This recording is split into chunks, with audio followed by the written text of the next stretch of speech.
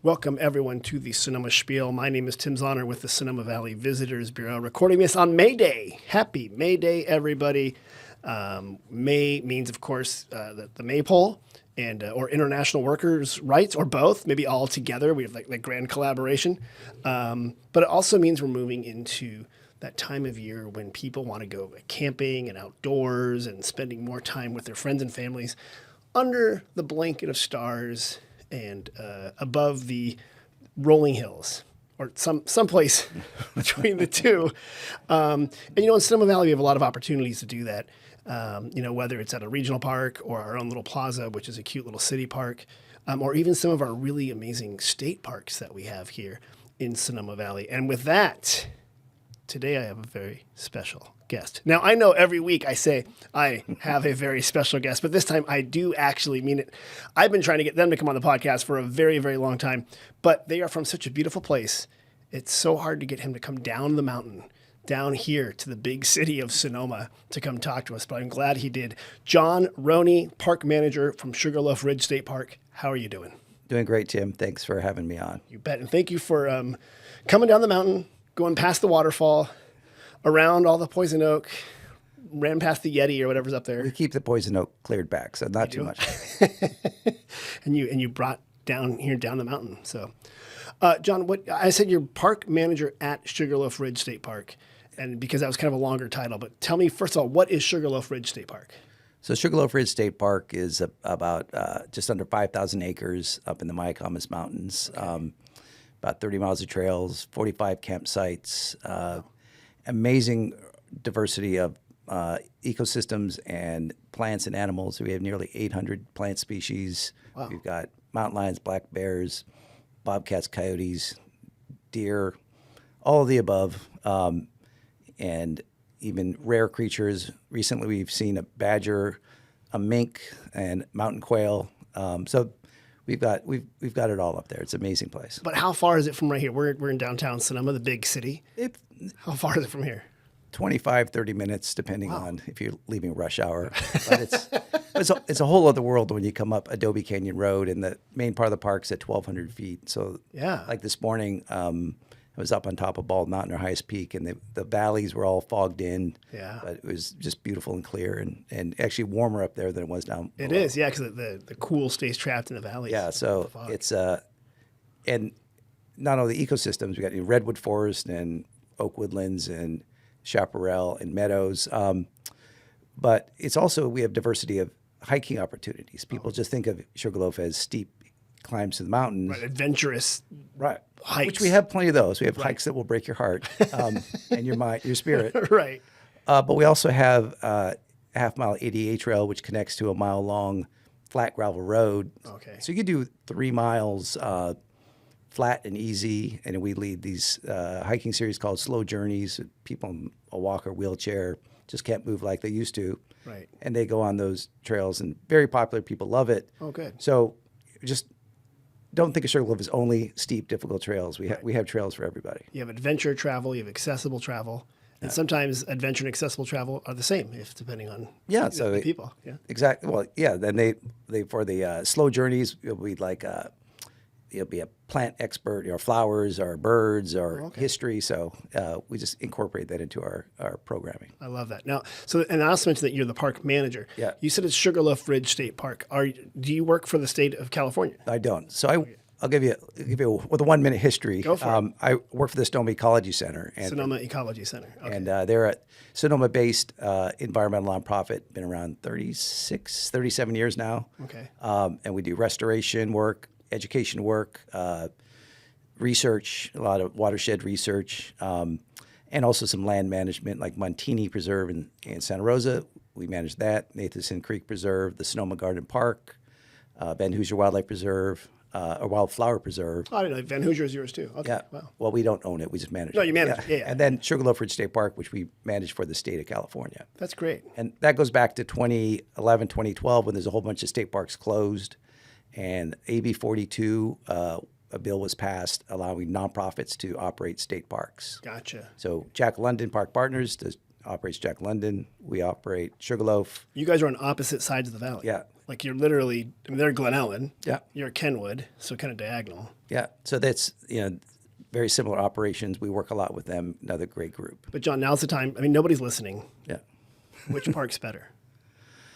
They have better history. They have the credible ruins. I'd say our hikes are a little bit better, but theirs aren't bad. So we both have our strengths. Well done. Well done. You're hired. And is there any plans for like a zip line or a gondola between the two parks? People have joked a zip line from Bald Mountain to Glen Ellen would be good. That'd they be could great. they could go from Sonoma Mountain back. Yeah. They got to hike it back up. But imagine if you're up there at the campground and you want to go to Jack London's saloon. There You you could go. get there in a hurry. And splash into the creek. Exactly. Hopefully there's water in it. Yeah, well, we'll take this offline and get ready to do some fundraising. So how long have you been at Sugarloaf?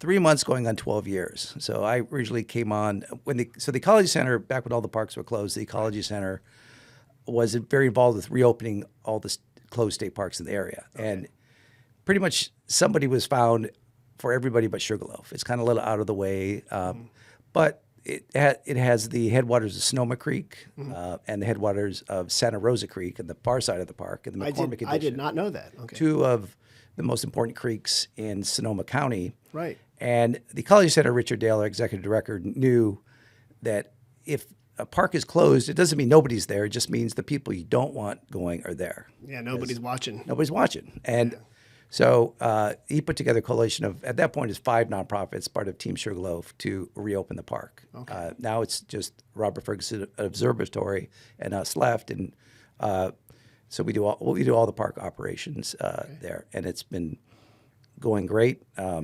State loves the program. It saves them money. We have the flexibility to do more events, more community involvement, more volunteer engagement. So it's kind of win-win for the state, win-win.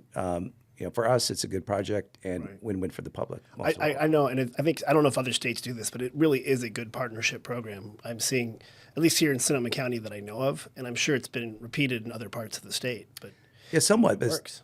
But the 4 of the AB 42 parks are the 4 main ones are in this area, which is China Camp, Jack London, Sugarloaf, and then also Austin Creek, Armstrong Redwoods, Okay. with Stewards of the Coast. Those are all great. And boy, China Camp's a great park. Yeah, I had a really neat time going over there and checking that out. The views are amazing. yeah. Martin Lowenstein, the ED down there, does a great job. Yeah, the great historical exhibits and the families that used to fish there and that whole experience. And I forgot Armstrong is also a partnership as well. Yeah. Okay. And that's Armstrong's an interesting park because it's over in Guerneville. For those who don't know, about it depends. It's roughly an hour, we always say, from here. But when you go up to the Bullfrog Pond, like you're going up there, so you think there's a very accessible front part. Then the back of it's like back and beyond up there. the Austin Creek Recreation Area is wild back there, Yeah. but the campground's still closed from the 2020 fires. Yeah, it was a lot of the trees made it down below, but I know up top there was a little damage. Their water system was burnt out, which is the big thing. Well, you got to have water. Yeah. That's the secret. Well, let's John, how did you get into becoming a Sugarloaf Ridge State Park manager? Like, is this something you were born into? Is this something you wanted to be? They asked me to help get organized for 3 months because they were negotiating with the state, and the state said, "All right, you're running a park in 6 weeks." And I'd been talking to Richard Dale, the executive director, about my background's in military and business. So are you a logistics specialist or something? Or While in the military, I did artillery, ordnance, then lots of logistics, then military intelligence, then computer warfare. Okay. So a little bit of everything. So I'm the tech guy. Wait, were you? I'm the tech guy too. That's right. Wait, hold on. So you weren't born like on a state park. You were born when we started. You said you're from Hawaii. Yeah. You grew up in Hawaii. You were born there. Did you join the military at 18? No, I was an ROTC. You were ROTC. Okay. Went to college. I served 4 years active. Okay. And then that was at artillery, and then the reserves. So you're Army then, it sounds like. Okay. Did lots of different things. And then were you based around here in California, or did they move you around?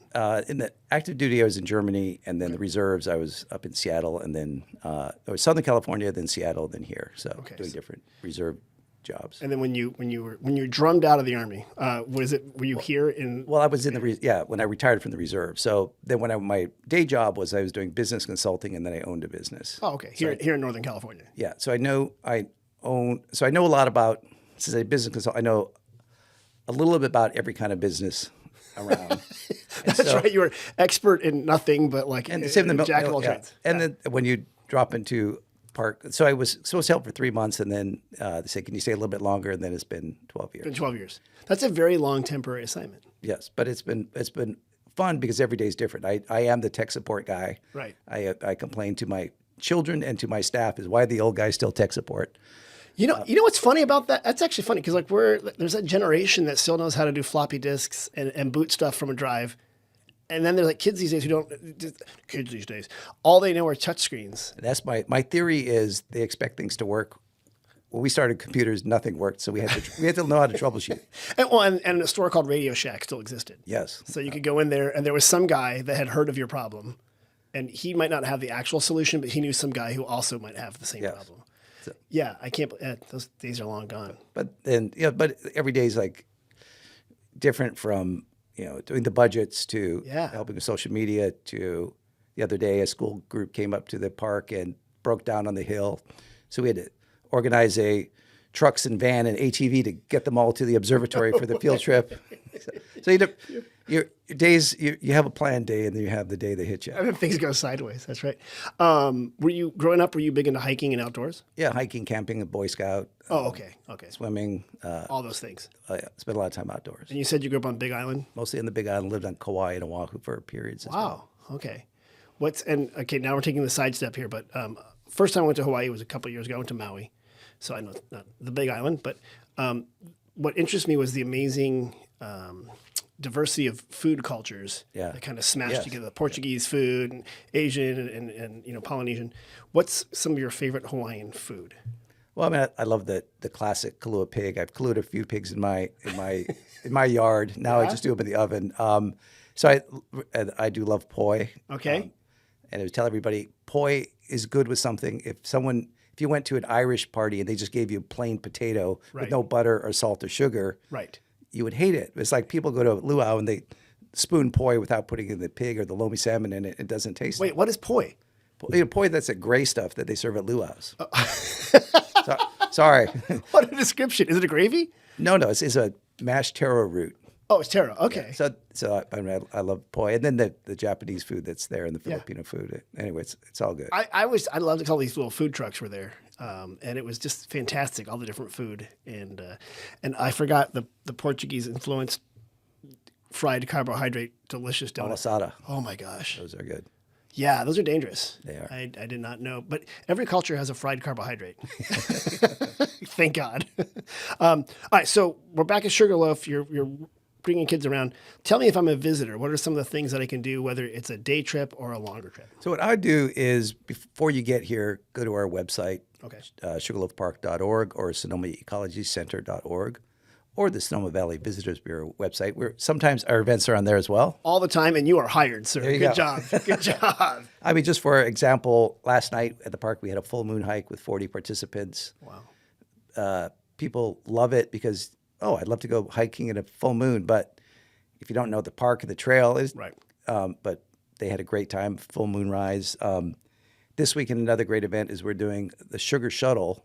Yes. Which is, and it's not even at our park. It's going from North Sonoma Mountain Regional Park to Jack London Park. Okay. And we still have some spots left. You can sign up and you park at, say, Jack London, and then you ride the shuttle over to North Sonoma Mountain Park and then hike back to your car, or vice versa. And I love this thing because, and I'm going to get this person on the podcast, but there's a thing called the Camino de Sonoma where people hike from Sonoma to Fort I know Ross. Tony well. You do? He was a Sugarloaf volunteer when he started that project. Oh, okay. And I've been messaging him. But what I love is I'm really interested in how can we get more longer trail hikes and like multi-day hikes. Yeah. And what I like about the Sugar Shuttle is it shows what could be a thing, right? Like a longer hike connecting two different places. And that's over Sonoma Mountain, I guess. Yeah. Sonoma Mountain. And then we also do it, we're going to do it in June, part of State Parks Week at Hood Mountain Regional Park to Sugarloaf and back. Okay. The good speed. So we do it in 3 different locations. We're only going to do 2 this spring, and then we'll do 3 in the fall.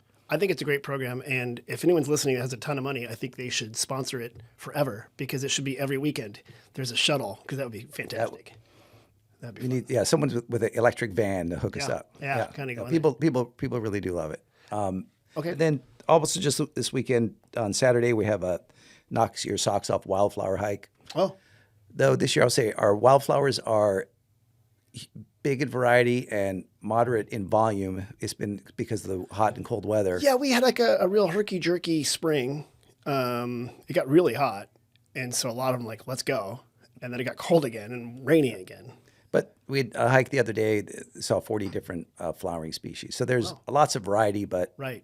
not in the carpeted hills. Well, I'll let you know, according to the tourism brochures, it's always a super bloom. Yeah. Well, we were, Yeah. 2 years ago, we were, there was a fake super bloom article at Sugarloaf, and it had pictures of the Creole Poppy down south. Reserve, Yeah. and we had people driving from Vancouver, Canada, and saying, "Oh, you got about 3 more hours to go, Keep but going. thanks for their $10 entry fee." No, I know it's so funny when those stories get recycled or AI scrapes something garbage. And people are like, is a big super bloom happening? I'm like, well, there's poppies outside our front door. Yes, but But it's beautiful. But it's beautiful beautiful. and green. And then we have a Sunday grassland habitat hike. We have hikes once a quarter about different habitat in the park. Okay. So we redwood, chaparral, oak woodlands. So that's more science focused. and what I love, John, just is for people, if they miss these ones, because these are all coming up really soon, Yeah. these repeat. Exactly. So I'm saying this Yeah. is just an example. So look Yeah. at the weekend, and then a big one coming up is on 4th of July. Oh. We do our fireworks hike. Now we don't shoot off any fireworks, so Right. don't give us any hate in Facebook. But we hike to the top of Bald Mountain with about 80 to 90 people, and from up there, St. Helena is 4.5 miles away, but we can see all the way down to Alameda in the South Bay, San Francisco if it's not fogged in. You see Sonoma, Santa Rosa, Rohnert Park. So you can see up to 16. I mean, some of them admittedly are small, Right. But up to 16 different fireworks displays. Up on the mountain. And we have a nice reception up there. Well, that's fun. It's 3 miles up and 1,500 feet, It's a pretty aggressive hike. but it's a beautiful night. How is that the highest peak in the park? Yeah, 2729. Wow. Though Hood Mountain in the regional park claims to be 1 foot higher. Really? The latest LiDAR has us tied, so I'm angling for a recount. I think, is it Grant from Regional Parks? I think what we should do is have, some sort of a Bert. Thank you. Well, Grant's the water guy. We should have like some sort of thing where you guys debate and like have a bet going on. We have to get a surveyor in the ATV and go from one to the other and see who's really the second highest peak in Sonoma. So they're County. saying Hood Mountain might be the. They claim they're 1 foot tall. And then let's just put an asterisk next to this whole thing, because the tallest mountain in Sonoma County is predominantly Napa and Lake counties, is it not? Is it It's Mount St. Helena. St. Helena, which I think you can go from different angles. You cannot drive from Sonoma County side. I think you got to go back. You have to go up the Nap, yeah. But it is the highest peak in Sonoma. Okay, but it's right on the corner, right? Right, yeah. Yeah. So I mean, we'll count that. But get your ticket. I think they're up on our website now. So I love that. That usually sells out, and it's kind of more of a fundraiser than Right.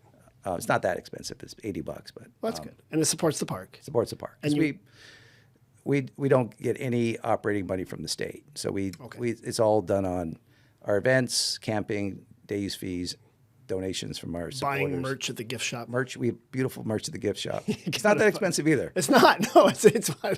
I love going to those places. The barracks, they have one too. It's a different nonprofit. Sparks runs it, and they have really good stuff in there. Yeah. And it's actually a good spot if you want any quick gifts that are very like Sonoma or California nature focused. Well, actually, it was my daughter's birthday, and I said, "Have I given you one of every Sugarloaf merch?" She goes, "I think so." So I've got to go. Stop, Dad. So I've Stop got to go with the find keychains. something else. Maybe you got to get a Jack London one. That's true. Go across the way. So those are all like the nature stuff too. But you said you have camping there. So camping. So we have 45 campsites. And there we don't have any hookups, but RV is about 30 feet. They can get up there. They can get up there. Won't fit in every spot. You got to take a look when you make your reservation. And the road's kind of windy going up there too. During the fires, Cal Fire brought their low boys with their D10s. So, your 30-foot RV can make You can do it. Yeah, just take your time. And we also have 4 glamping tents. Yes, tell me about those. So those are 4 Shelter Co. glamping tents. They're a local Sonoma company. And we got our first. We've had a tent rental program for about 10 years, and that was started again at the park were all about accessibility, welcoming new people. And KOA did a study where they surveyed something like 90% of families want to go camping. But if nobody in the family had ever been camping, it's a big ask. Dad's got to go buy the tent, figure out how to put it up. The kids are looking at him, Dad, when is the tent ready? And then got to build a fire. It's intimidating. And so they found if you break down a barrier, it's easier. So we started a tent rental program. I love this. And then Shelter Co. did a photo shoot up there, sold us a tent cheap.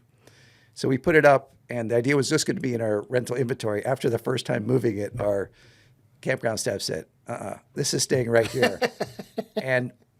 But it was very popular. So now we have 4, and we get first-time campers because it's $125 a night, or $100 a night during the week, $150 the weekends.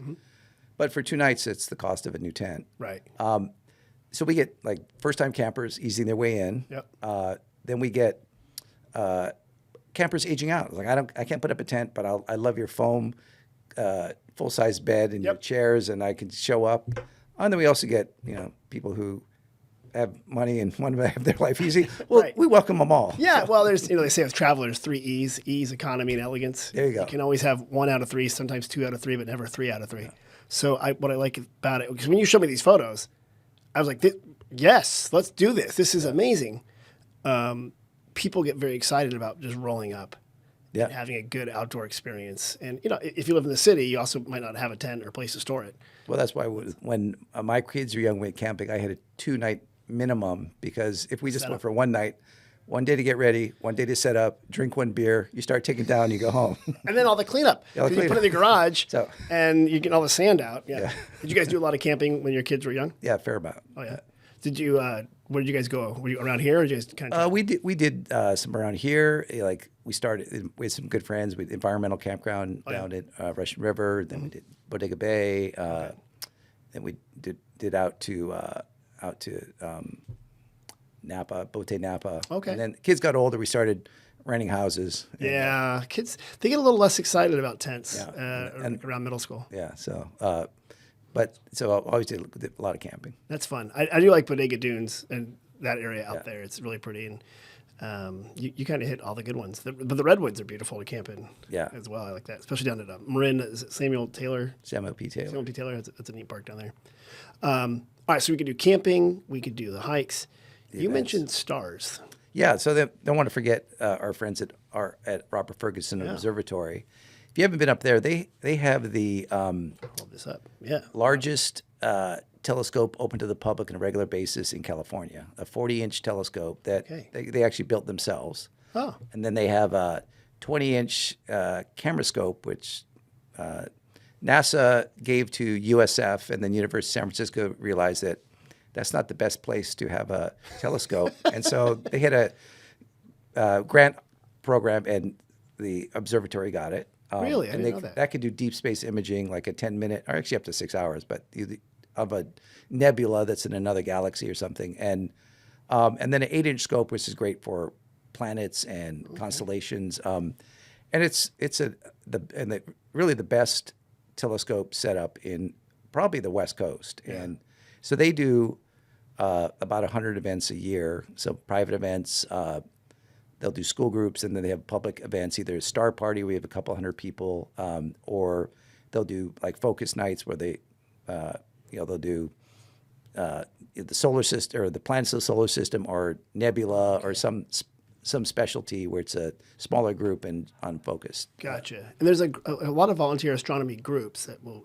Well, there's mostly the Robert Ferguson Observatory. Is that what it's called? Okay. So they're volunteers. They're volunteers. Okay. Because I was at an event with Botanical Garden. They brought some telescopes down. Yeah.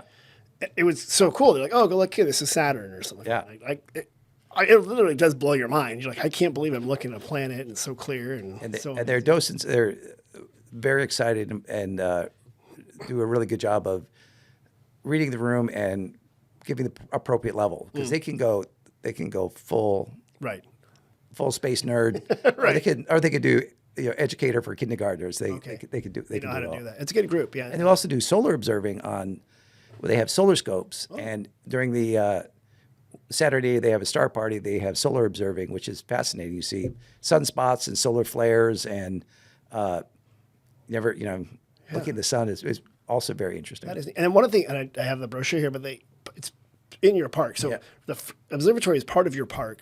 Separate nonprofit runs it. Yeah. But they have the Planet Walk, which Yeah. helps you understand how big the solar system kind of is by walking. Yeah, fascinating. So that starts in the parking lot, the group campus, which is where the observatory is, and there's a picture of the sun, which is about 1.5 feet wide, and then Mercury is maybe 100 feet away, then Venus another 100 feet away, then Earth another 200 feet away, and then you keep walking, and then Pluto's like 2 miles away. Yeah. And you get out to Pluto, and you see this tiny little dot 2 miles away. How did astronomers ever find this thing?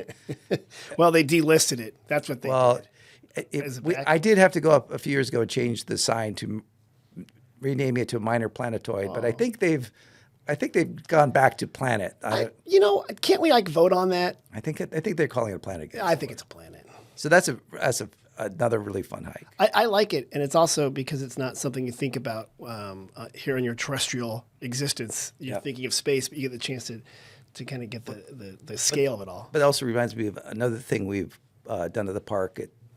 Out on the Planet Walk past Neptune, we have there's a picnic table there that overlooks Robin Williams' former estate. Oh.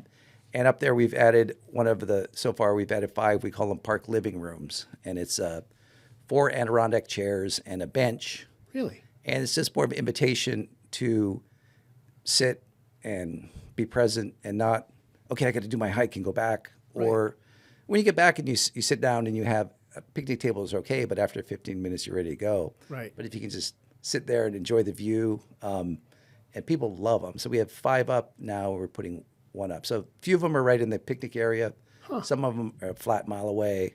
Some of them are harder to get to. But I came across a woman the other day. It was a Monday morning, and she's sitting on one of them with a view. I come up here mostly every week, and I do my planner for the week. I just sit out here and do some thinking. And I love that. So they're called what? The park living rooms. Park living rooms. We have recovered redwood and all volunteer built. That's again, the park is very volunteer powered. So we have about 7 staff there. And the Ecology Center, we have the support staff, the accounting, the HR, communications, things like that. But we have volunteer work days twice a month with 25 people doing 5 to 10 projects. Wow. And we have amazing woodworkers, so they do things like that. I mean, if we're paying staff to build them or buying them, there'd probably be $2,500 each to buy them. Yeah. But we have volunteers who build them. I love this idea, the park living room. That's okay. And you do have a very dedicated base of volunteers and fans. That's what when people do talk about Sugarloaf, their eyes light up. So you're doing something right. The harder we work them, the more they love us. Like, this is great. Like, good. Go cut a new trail. That's right.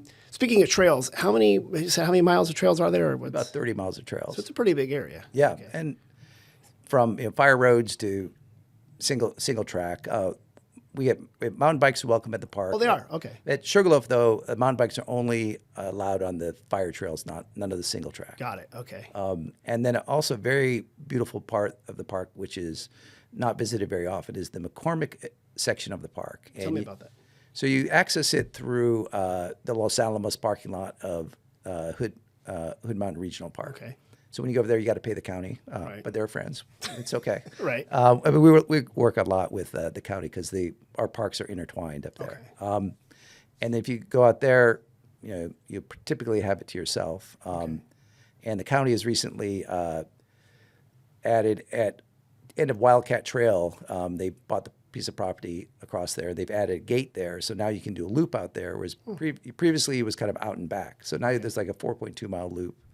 Is it contiguous with the other part of the park, with your park, or is it? They're joined, but the only way to get there is through not open county park at this point. Okay. However, 2 weekends ago, we did have our big headwaters to headwaters hike where we had about 100 people come to the main part of the park and get on buses and go over to Los Alamos parking lot, then hike the 11 miles back with about 3,500 elevation for a big barbecue at the end. Oh, that's fun. And then we had 25 people do the whole 17-mile loop, starting at Sugarloaf up over Hood Mountain, and then coming back through the hopefully soon to be open Hood McCormick Park. Okay. And so we'll be able to connect the parks. But we were able to do this for the fundraiser, and it was just a beautiful day out there. Bert from Regional Parks was out there, and it was just a magnificent day. And you're saying that's the headwaters of Sonoma Creek and the headwaters of Santa Rosa Creek, yes, that's why the headwaters to And headwaters. as you drive up Highway 12 from Sonoma and you're heading west towards Bodega Bay through Santa Rosa, there is that little point where it says entering, Santa Right Rosa. by St. Creek. Francis Winery is about where the dividing line It's is. right there. I often think about that when you see the water running when it's raining. You're like, is that going towards Santa Rosa or Sonoma? And then, of course, Sonoma, it goes into the San Pablo Bay. Yeah. And into Santa Rosa, I think it goes into the Santa Rosa Plain and then eventually into The Russian River. Russian River. Yeah. So it's you got two different places to go: the bay or the ocean. Yeah. Depending where you go. What are some of your favorite hikes, John? I mean, mile for mile, I say the Vista Loop. It's about 4 miles. It's got 600-foot elevation. You don't quite get the views you do at the top of Bald Mountain, but it'll take you an hour and a half to 3 hours, depending on how many flowers you stop and smell. And so I'd say mile for mile, that's it. That's Okay. the best hike. Best one there. What's a good introductory hike? Either the Canyon Pony Gate Loop, and so that's about 2 miles with about 500-foot elevation. That's where you go by our waterfall, which is still flowing. So we have a 25-foot waterfall in the redwood trees, really beautiful. Okay. And you get a little oak woodland too, or the Meadow Hillside Loop, which is about 2 miles and about 250-foot elevation. And then when you come to the end of that one, we have another living room there with a great view to sit and look over the valley. And then if you got kids, we have our Quest hike is very popular. And so we've had that for about 10 years now. One of our old interns, Holland, made it up, and it's rhyming clues. There's like 10 or 11 spots you've got to look for lizards or vultures. And then you get back, and if you solve it, you get to open a treasure box with free ice cream coupons. So, Okay, that's a great deal. yeah, so kids love it. So it's about 1.2 miles. Kids can do it. It's got a little variety. And where do you get the ice cream? Then you come to the visitor center, which is open 9 to 5, filled with our merch.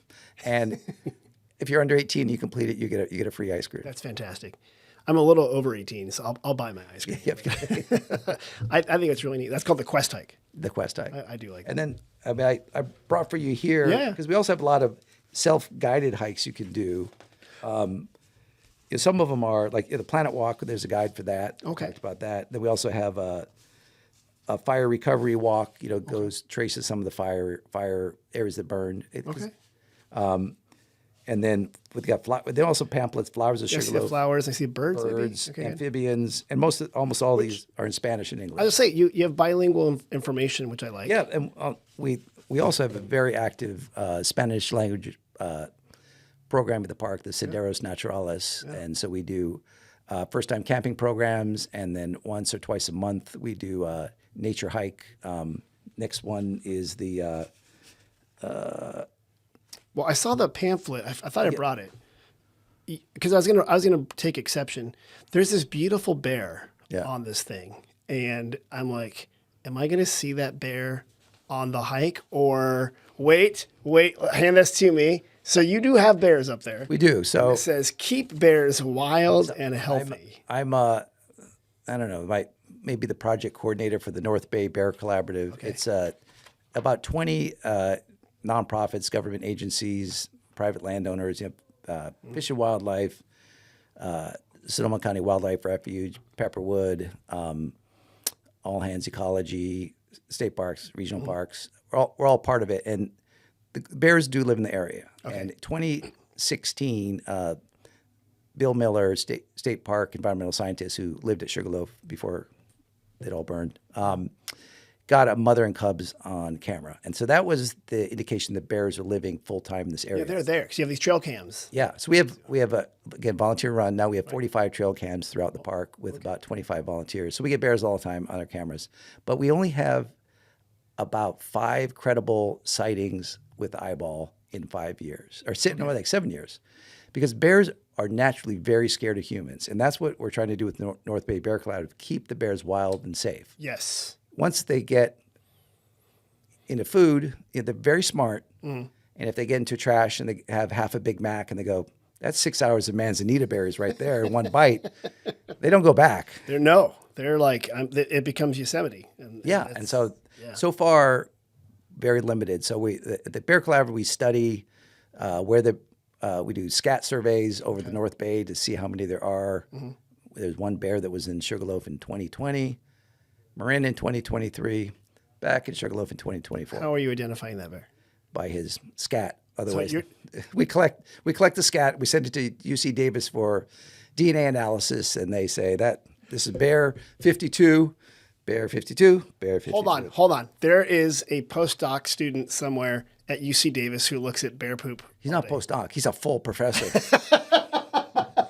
Well, he looks at all. In his defense, he looks at scat from all kinds of animals. There's a Dr. Poop PhD at Davis that studies animal poop. Ben Sachs. He's a good friend of the program. Ben, we appreciate your work. Big fan. Fan. You're not the number one, but you're definitely the number two. And you did answer that question. Yeah. Do bears poop in the woods? They do. And we every year, it's going to be May 28th. We're doing this year's bear scat survey training and social at Sugarloaf. So we train our volunteers to go out. We go out in teams of 4 or 5 different areas, and we look with one. And each team has a professional tracker on it, and then we look to see how much bear scat we can find. Find out there. Put it in bags and then ethanol and send it to the lab. Are you collecting other poop up there too, like bobcats or owl pellets? We look at it. We identify that. We don't collect that. Okay. Are there mountain lions up there? Mountain lions. Living with Lions Project, Dr. Quentin Martin, he's active in the area. We work with him a lot, usually coordinating with neighboring landowners to get him access to collar the lions. There's one he collared on a neighboring property, P54, recently. We've been watching it go all over and then going out with his research assistant to find the deer kill sites. Okay. And his research assistant is looking seeing what they're eating, what the mountain lions are eating, and what the condition of the deer are, the health of the deer. That they captured. Now, John, just so I feel good, the radio waves or whatever, none of them are in Sonoma near the studio, right? No. Are you lying? I mean, what radio waves? No, right here, like this radio station that we're recording this in. You have these little radio wave collars. Oh, yeah. No, they're not here. They're not here. They're not here. I don't have to worry when I'm walking down the street. Same thing with mountain lions. They are very afraid of humans. Okay. And they're the thing that they're up there in the park by you. And we've hardly ever seen them as well. Okay. Humans are just trouble. They don't like us. And both bears and mountain lions 10,000 years ago weren't the big cats. Oh. There were saber-toothed cats, short-faced lions, grizzly bears, cave bears in Northern California. Yeah, and so they don't think of themselves as the biggest, the apex. They're middle management. Middle management. They don't. But they've been promoted. They just don't know it yet. So don't tell them. That's right. They're like, let's just have lots of meetings. Yeah. So there's be aware. Right. Be careful, but nothing to panic. And I do like this. And all joking aside, that it is important that we're in an urban area. People live here, not that far away, are wild animals in their own trails and pathways, and we want to keep them there and happy, and keep us here and happy. Yeah. And keep them separate. Keep your garbage locked up. Keep your garbage locked, and don't leave dirty compost accessible if you live especially in the mountains. Yeah. Your barbecue grills, bird food. They love that stuff. Honey. Just large crocks of honey. Or your Winnie the Pooh. Your beehives. That's right, beehives. That's like a candy store for them. But dogs and electricity are the best way to scare a bear. So you're saying you train your dog to be an electrician, and bears are terrified. I hadn't thought of it that way, but you may be onto something. Dogs, electricity. Yeah, because people do live up there in the hills, and hopefully they understand they're in the bear's habitat, and the bear's not in their habitat. But that is kind of neat. There are no wolves in Sonoma County. Okay. But some rare animals, we did get our cameras recently. Got a badger. We've had like 50,000 animal photos from the last 7 or 8 years. Only 2 badger photos. Wow. We got a mink recently, only the second mink. So we're kind of the southern edge of the mink territory. Okay. And the badgers are mostly west of the 101, where it's wetter, more year-round gopher populations. Oh, that's where they kind of hang out. So we see them around, but it's very rare. So. Okay. They eat badger. Badgers eat gophers. Yeah. Okay. Gophers. So if you have a gopher problem in your backyard, get a badger. I'm I don't want to come across as a badger expert, but ask ChatGPT. Exactly. Can you put a badger in your backyard? Okay, so are there any other animals I forgot to ask you about that are prominent up there at Sugarloaf?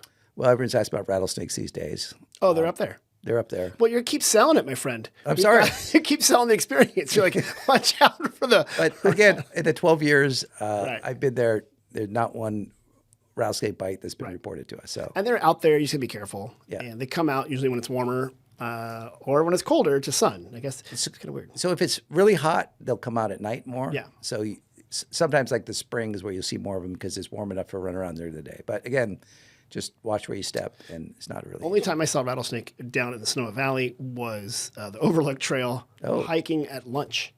And I was just hiking. I wasn't paying attention. And I was just hiking right by the cemetery. And I was kind of looking. I'm like, oh, there's little plant signs. And I saw this big stick across the pathway on the steps, you know. And I'm like, wow, that stick is so, look at the way it just perfectly lines against it. And I got closer. I'm like, that's a rattlesnake. Well, but there's around the campground, there's tons of animals. Like the other day I drove up, there like 6 deer and 3 fawns, and then That's a amazing. herd of turkeys. Oh, wow. And then bunnies jumping everywhere. It's Oh. like It's like Bambi. right around the visitor center. Yeah, you're like in a Disney movie. Yeah. And you guys have raptors up there too, right? The hawks and the Hawks eagles and stuff. we've got actually a great video of a golden eagle. It's actually back to the mountain lions, the bait that Quentin used to catch a mountain lion. Left it out. We put a camera on it, and the golden eagle was there the next week tearing Take it apart. away. Yeah, or we could take it away. They're just tearing. Well, pieces right. off. So you mentioned this golden eagle. I had one's flown over Sonoma, and I thought they were crazy, but one of my volunteers is into birds. Says no, it flies over town. They're not that common around here, but they're around. Yeah, she says I saw it, and there it is, and it blew my mind because it must have just been, I don't know, going between here and there. And that's our animal camera program is important for finding. We're analyze data now, but finding rare animals just to see that they're here, and also working with the bear research and the mountain lion research, and just for public education, what's out there. You guys do such a good job. And before we move on, because you're going to have to help me answer some visitor questions. You know, you do that as part of the podcast, right? I should know because I listen to it all the time. Oh, you do? Oh, you're hired. That you mentioned this visitor center, which is also sort of like by the camp store kind of area. If people just want to come up and kind of see the basics area, can they just come up and hang out in the visitor center and see those exhibits and stuff like that? Yeah, we have the largest collection of dead animals north of the Golden Gate. No one's fact checked me yet, but we have a pretty good collection. You don't have that T-shirt yet, do you? No, we have. So I'm assuming they're taxidermied. They're not just sitting there in a corner. Taxidermied, Okay. Yeah. Us, and then actually a news exhibit that we're really excited about is a lot of Sonoma people might be familiar with Bernie Krause, who the noted soundscape ecologist. Yeah. Yes. And his protege, Jack Hines, works at the Sonoma Ecology Center, and Bernie's a big friend of the park. And so Jack, with a generous grant from Exchange Bank, put together a mini exhibit of soundscape recordings of the park, based on, so mostly Jack's recordings, but based on Bernie's work. And can you tell us, real quick, people who know, what is this story? Like you go out and record stuff. Yeah, so Bernie, he developed the field of soundscape ecology, basically recording all the animal sounds, and then so you can judge the health of the ecosystem. And also he came up with the idea of acoustic, I forget the exact term, separation. And that if two birds, if they're singing the same tone and pitch, they can't hear, they're talking over each other. Huh. So all the animals sing slightly different pitches so that they can all sing at the same time. Or sometimes they're temporally distributed. One will sing before sunrise, one will sing after. Huh. And so you can learn a huge amount. So he's recorded all over the world, but he's been recording at Sugarloaf for 30 years now. And in the Cartier Museum in Paris, there's a multi-million-dollar exhibit of his work, including Sugarloaf. Wow. And I've seen the traveling version. It's amazing. So we have our little one up there. And it started, we talked about it for years, but a few years ago, we worked a lot with the Mitchell Wapo tribe, and they come up for a camp out, and Jack Hines did a recording for them in the morning. And there was coyotes and birds, and that afternoon, these kids were just sitting there listening for 10 minutes, spellbound, not moving. And we thought, okay, we got to get that. So now we have the visitor center 4 high definition headphones and 5 different things you can listen to. And I love that. The kids, they're just They're into it. They're into and I've.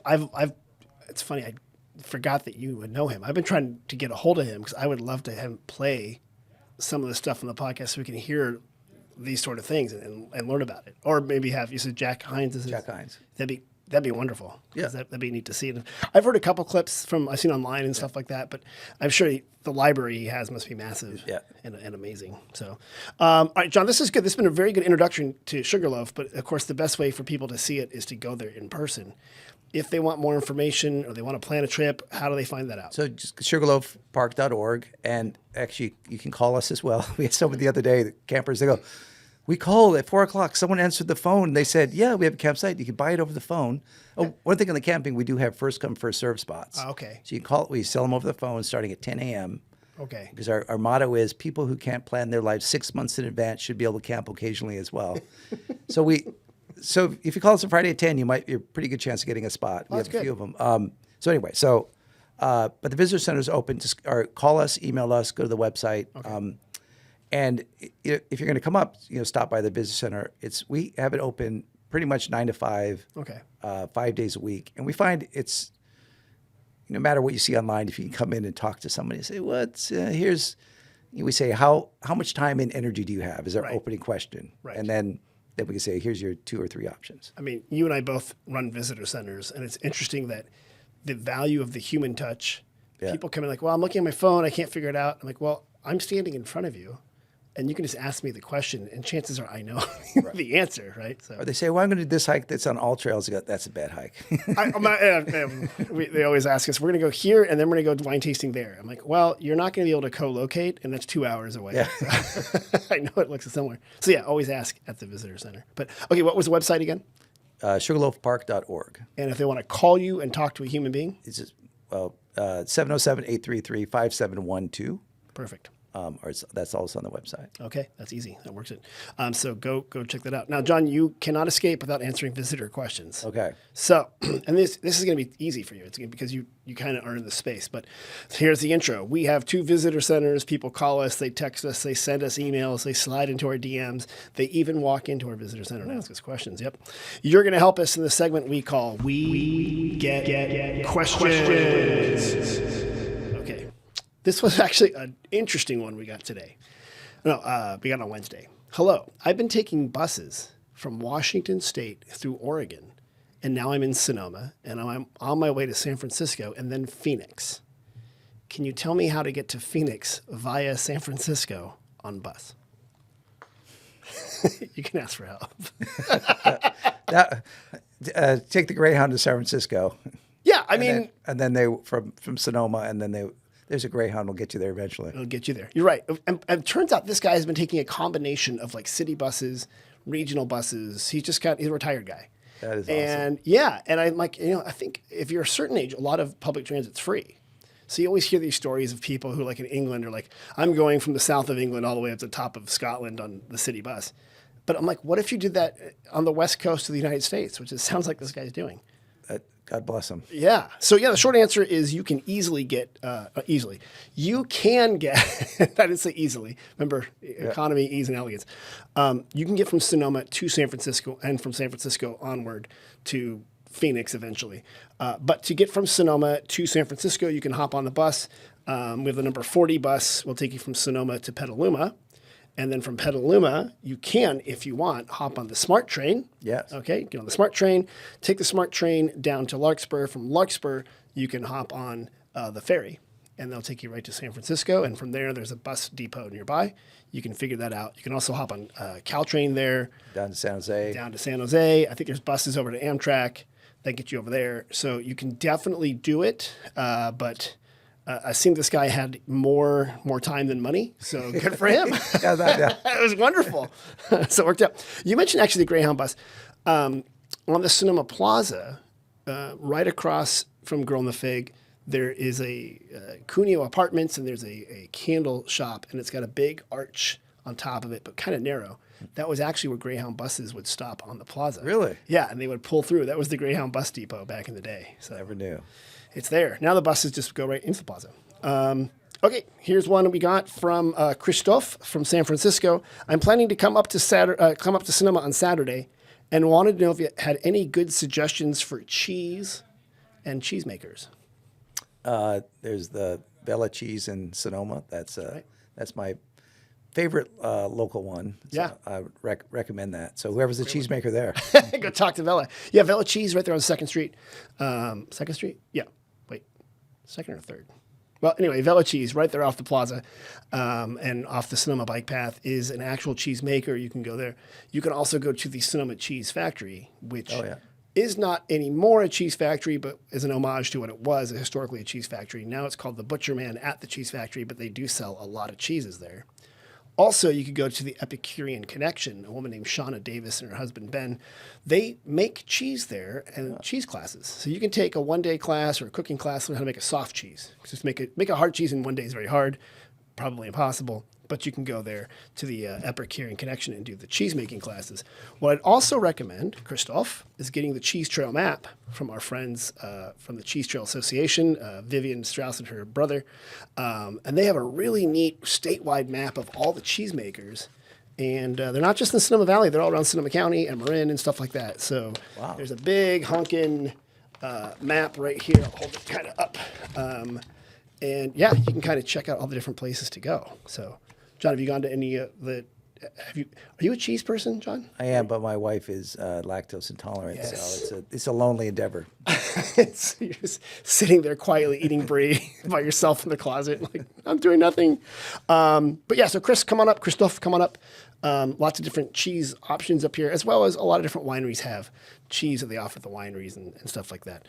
So this one happened, and this is so apropos. I was coming here. About 30 minutes before I came in here, a couple, they're visiting from, where are they visiting from? I think they're from Arizona too. And they said, we're only here for a short time, like today. But we want to go see some redwoods in Sonoma Valley. Where can we go? So Sugarloaf, our canyon trail, has beautiful redwoods and the waterfall. So the Canyon Pointy Gate loop is 2-mile hike. Okay. It'll take you an hour or so. That'd be perfect. That's easy. And our redwoods are the second farthest from the ocean and the second farthest east. Really? Because the ones in Santa Cruz are the farthest east because the coast bends. Oh, okay. And then we're farther east than Bote Napa. Right. But Bote Napa is a little farther from the ocean again because the way the coast goes. So we're the second farthest from the ocean, the second farthest east, redwoods, natural redwoods. Natural redwoods. I kind of like that you're like a trivia answer. Yeah. So At bar night. We try harder. We're doing our best. I do always tell people that, the easy answer is if you walk out in the Sonoma Plaza, there's like 3 or 4 redwoods right there. Yeah. They were planted there. But if you want to see the majestic, large redwoods, you're absolutely right. Sugarloaf. Or Armstrong. Armstrong is the classic one, great place. But since they were going the other direction, Yeah. and they want to stay here. But yeah, if you do want to go to Armstrong, about an hour away from Sonoma, and that's also worth a trip. And I should know, I think Jack London also has a grove of redwoods on one of their trails. But come on, Jack London. Oh, we still like them? we still like. Okay. We love those guys. I've had Matt on the podcast. So. They do a great fundraiser too. They do that like a Jack London. Theirs is a little different. They get they bring everybody. They get a big gala. They do. They get them drunk and ask them for money. We torture them by making them hike 11 miles. You're like, the route back is known only to me. Yeah, only to me. But we need to raise $10,000. I did threaten everybody if they don't give us more money, we're going to make them sit down for a 2-hour auction. But Oh, good. Yeah. Yeah, there are lots of auctions here, and if that's your thing, there's always an opportunity. they're always fun to go to. They are. But we do ours a little different. I love the walking. Although I got to say, Matt and his team at Jack London, they have another way to torture you in that they do that Hike the Park series. Oh yeah. And Matt's he's like you. He's a very fit guy, and he's kind of a crazy trail runner guy. And so my wife started doing that thing. She's like, I'm going to go do this. And so she went the first day. She was like, oh, this is easy. So they do like the little loop, like the second time it was like a little bit bigger. By the time they get to, and they do this like in July or something. I mean, it was hot, and they did the whole ridge thing. Matt's out there getting all whatever, and she's like, "We are going to need a helicopter to get us off these trails." But that does remind me one more event. Yeah. I want to mention we have coming up. Even get to our Parks RX program is the most active in the country. Talk about that real quick, please. Sorry. So in that we have. Biggest part is the Hiking for Fitness series. So the next one starts on 5/9 It's not necessarily for visitors, but locals. But it's an Right. 8-week series. Start with 2 flat miles, works its way up, kind of like what Matt did. Oh, yeah. And then followed with intermediate series. So people love it because now the doctors can write a prescription to go for free, and it gives the doctor something tangible to say, not like you need to exercise. Wait, they actually write a prescription for They this? can, or This you is can, a great or idea. you can pay. So Wait, the doctor says you need to exercise more. yeah. They write you a prescription, and then John, go do this program. And then you start with 2 flat miles, and you make friends, and you also go to Jack London and Spring Lake and Annandale. And it's called Park RX, Park Well, Prescription. this is the hiking for fitness part of it. And also in the Park RX, we have the yoga hikes and then our forest bathing walks, Right. which actually was just written up in the San Francisco Chronicle recently. Yeah. And those are, this guy, Amos Clifford, is a local guy, learned about it in Japan, where they used to prescribe these. So it means Shinrin-yoku means forest bathing. And they've just, all the studies on just being outside and present. And so he started at Sugarloaf in 2012, and now it's gone to the world. I like to do them because I'm always joking. When I'm out in the trails, I'm not smelling the bay leaves and listening to the birds. I'm taking pictures and texting my staff. We got a tree down. We got to fix this trail. Add it to the to-do list. Right. But when you do this, you only go a mile in like 2.5, and it forces you to be present in nature. And it's best 2.5 hours you'll spend. So we've got those once a month. It's yoga hikes once a month, and the hiking for fitness. We have the 8-week series, and then another 8-week series starts. Okay. Those are good. And that's, So your doctor can forgot write to- a prescription, or you can pay for it. Either way, I like it. Well, paying for it might be cheaper than doing your copay. So there you go. you got to go figure that out. But if any health organizations want to help support it, because the only reason we keep it going is volunteers, because like the Parks RX, we have like 40 hikers. We'll have 4 volunteers. If you had paid staff doing that quickly, Right. You have to charge a lot more for it. right, and or people get a grant, they have a program like that, then Right. the grant runs out. So we build our programs lean and sustainable with a lot of volunteer effort, so we can keep them going long term. I like the way you do that, and thank you for bringing it up, because I do love, especially in January and February, everyone thinks of the yoga hikes and the wellness and stuff, but it goes on year round. Yeah. And Park RX, that's a good way to do it. I'll ask my doctor to prescribe more hikes. There you go. That's a good way to do it. John, it's been amazing hearing your journey from Hawaii, artillery here, tech guy. I love this. This is good. So you did it.